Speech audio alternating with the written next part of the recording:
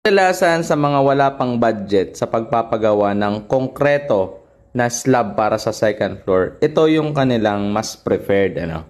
Yung tubular na framing ng ating slab. Katulad po nito, gumamit po ng tubular na framing, 2x4 yung kanyang main framing at may mga member na 2x2. Ano? So ito ang preferred kadalasan para makamenos ng gastos. Para at least naman, meron kayong magagamit na yung second floor. Hindi nyo naaantayin na magkaroon kayo ng budget para sa konkreto na slab. So ito, magagamit nyo na agad-agad yung inyong second floor. Menos lamang ang gastos at mabilis. Bakit makakamenos? Siyempre, unang-una, hindi ka nabibili ng pamorma para sa pagpapagawa ng konkreto na slab.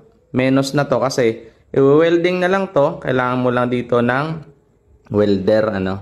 So, ang kailangan dito na gamit, syempre tubular. So, depende ito sa bigat, ano. Kung tutulugan nyo lang naman, kahit ganito na lang ang framing, main frame natin na 2x4 at member na 2x2.